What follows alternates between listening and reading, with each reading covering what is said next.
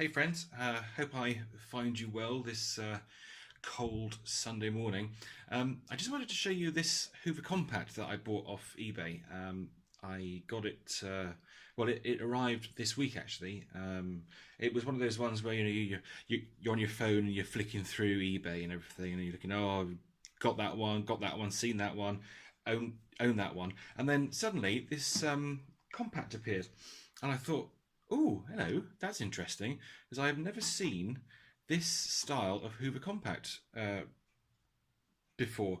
It's a really odd one, actually. So as you can see from the front, it's a Hoover Compact Electronic 1700. So just the fact that it's got 1700 written on it is really, really strange.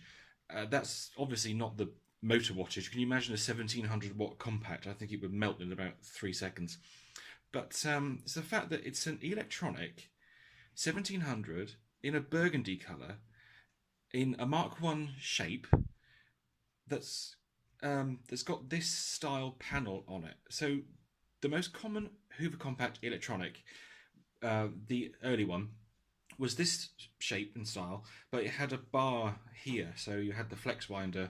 I think the flex winder was on this side here, and then the power pedal was here, and then it had the electronic slider here. So that's all well and good, but this one doesn't have the bar. It's got this rocker switch here. It's really bizarre. I've never seen anything like it. So when it came, I plugged it in and turned it on, and it sounded absolutely terrible. So I thought, oh, that's not good. So I took it apart. I have cheated a little bit here because I have sort of taken it apart already, so I can show you. But I did just want to show you this dust bag. This has got to be the worst, cheapest, nastiest compact dust bag I've ever seen in my life. It hasn't even got the rubber membrane here. So this, to be honest with you, this machine has done a lot of work, and I'll show you that in a second, how I know that. So obviously all the dirt's been coming in. It's been coming in. It's past the bag because there's no membrane seal. There's no filter either. Look, they haven't used a filter. So all the crap's gone through straight into the motor. So poor old thing. Oh, it also needs a wheel as well. I think I do have a wheel somewhere. If not, I can always find a scrap compact and steal its wheels off it. If I just take this panel off here, funnily enough, this always happens. The slider control, which I've disconnected from the top section here, it actually screws in. You see these two holes here, it screws into there. And it always happens with these. Always, the knob, or the little slider knob here, they always break off. Because if you imagine that is mounted like that on the body, all that this does is it just pushes in here. So it just pushes on like that. The knob pushes on. I might go, hang on, I might go the other way around.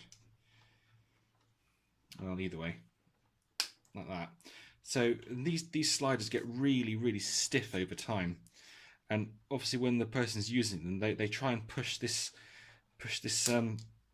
knob up and down, and it just breaks off. So it's just broken off, and it's like gone like that underneath. So luckily that is still here, because I've seen them in the past where they've come off and they've gone, which is not ideal. So I thought, right, I'll just have a quick look at the motor. So I took the motor out, and it's still connected up here. So I'll tell you what I might do is I'll just pull off the cables so we can get a better look. Now, and I've taken a carbon brush out there because I thought, oh, I better check the brushes. Now, the motor itself, it doesn't feel too bad. And bearing in mind that this is a brass sleeve bearing at the top here, this isn't a ball race, the motor actually turns really well. But what I wanted to show you was the commutator. If I can just focus the camera on that without it falling off.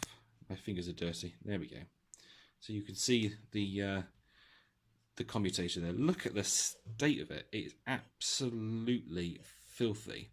And also there is a massive ridge. I can feel like, you know, like on car brake discs where they wear down. That motor has spun for God knows how many hours, thousands of hours probably, to wear the copper down to that level is absolutely incredible.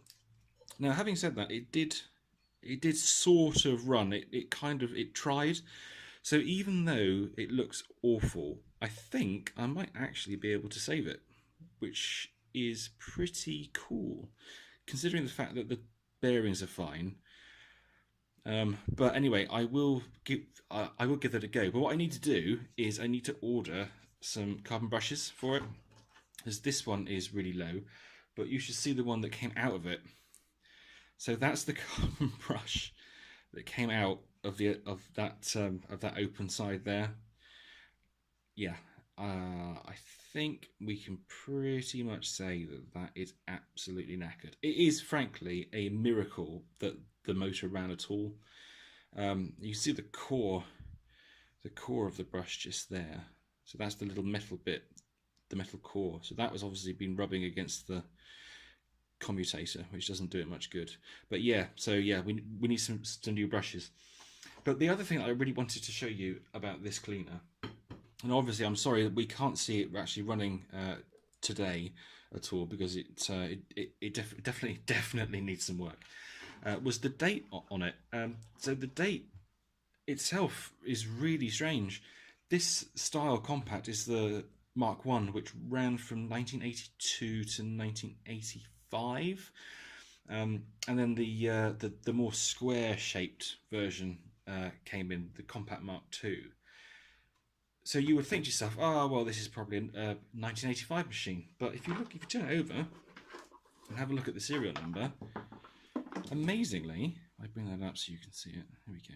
So it's Hoover model S3660. Again, never heard of S3660. Made in France, as you would normally expect. 700 watts. So that's the 700 and the 1700. But the serial number dates it to September 1987.